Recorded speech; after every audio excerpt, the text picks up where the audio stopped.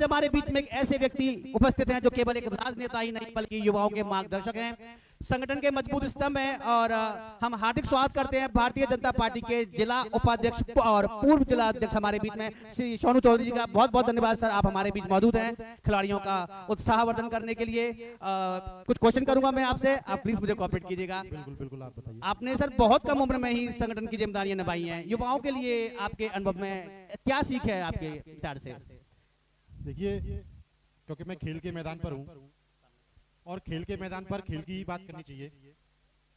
युवाओं के लिए मेरी एक सीख है कि खेल हमको डिसिप्लिन सिखाता है जी।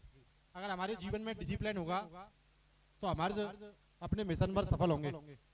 और खेल डिसिप्लिन के साथ साथ स्वास्थ्य से संबंधित स्वस्थ रहना भी सिखाता है और शरीर को तंदुरुस्त भी बनाता है।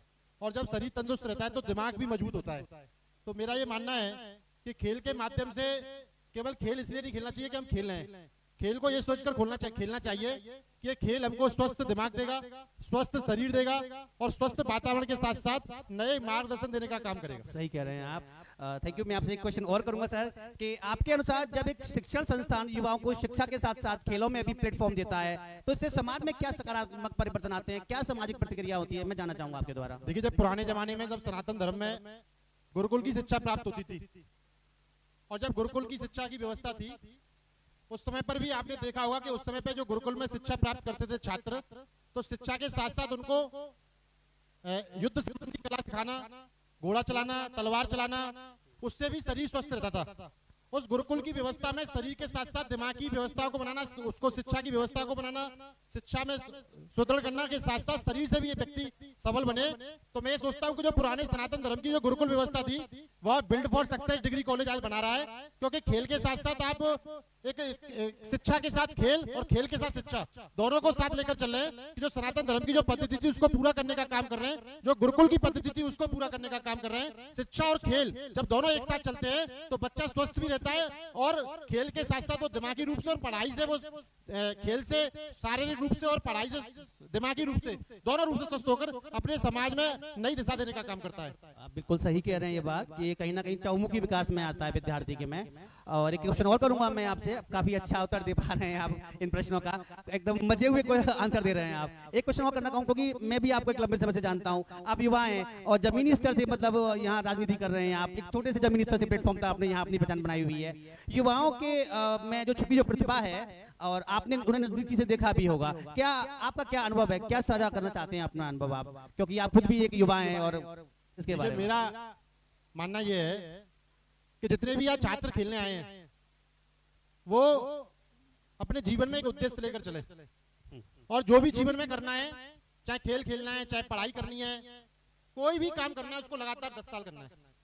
व्यक्ति जब लगातार किसी भी चीज पर 10 साल का समय देता है उसके बाद उसको सफलता मिलना की शुरुआत होती है।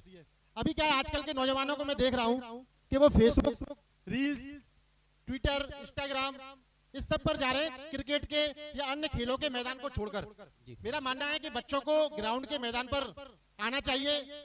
यहाँ कई चीजों का विकास होता है। जो आपने कहा, मेरा ये मानना है कि जीवन में जो काम करें, अगर आपको अच्छा खिलाड़ी बनना है तो लगातार 10 साल क्रिकेट खेलिए और उसमें अपने आप को खपा दीजिए। जो भी काम करना है जीवन में वो लगातार 10 साल करिए। मैं दावे के साथ कहता हूं कोई भी माई का लाल आपको सफल होने से रोक सकता है, केवल करना लगातार 10 साल है। अभी क्या है, मेरे नौजवानों को मैं आपके माध्यम से बताना चाहता हूँ, या काफी नौजवान खेलने आए हैं, उन सबसे कहना चाहता हूँ, आजकल के नौजवानों में कि 2 साल क्रिकेट खेल लेंगे, फिर फुटबॉल खेल लिया, फिर दरोगा की तैयारी करने चले गए, फिर दरोगा नहीं बने तो सिपाही की तैयारी करने लग गए, फिर बीटेक करने चले गए, फिर डिप्लोमा करने लग गए, फिर क्या नाम है गांव में खेती करने लग गए। इसके साथ साथ मेरा ये मानना है कि आपको जीवन में जो करना है लगातार 10 साल करना है। जो भी अपना एम है, आपको जो बनना है अपने मन में तय कर लीजिए लक्ष्य को और उस पर लगातार 10 साल दीजिए। मैं दावे के साथ कहता हूँ लगातार 10 साल अपने एम पर काम करेंगे तो मैं ये कह सकता हूँ कि आपको सफल होने से दुनिया की कोई भी ताकत रोक नहीं सकती।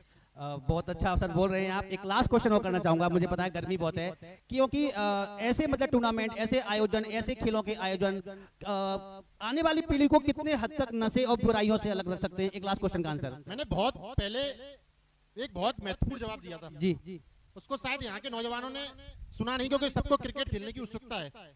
मैंने कहा था कि जब पुराने जमाने में जब सनातन धर्म केवल एक दुनिया में धर्म था और जब गुरुकुल की शिक्षा होती थी तो वहां शिक्षा के साथ साथ युद्ध कला भी सिखाते थे। युद्ध कला में आपका शरीर स्वस्थ होता था। तो जो गुरुकुल की व्यवस्था थी वो व्यवस्था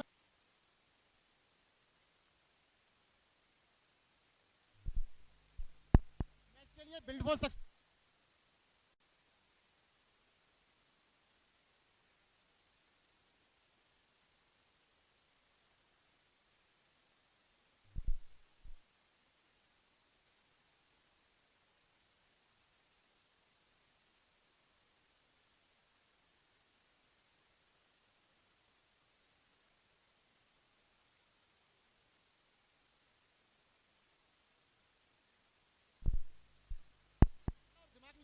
ये दोनों चीजों का संतुलन जरूरी है। शरीर और दिमाग जब आपका संतुलित रहेगा तो आप अपने परिवार के सपनों को और अपने पूरे परिवार के सपनों के साथ अपने पूरे सपने तभी पूरे कर सकते हैं जब आपका शरीर स्वस्थ है और दिमाग स्वस्थ है। Thank you very much Sonu ji, आपने बहुत सारी बातें बताई कि कैसे विद्यार्थी को संघर्ष करना है, कैसे आगे बढ़ना है, कैसे नशे से दूर रहना है, कैसे ऊंचाइयों पर जाना है।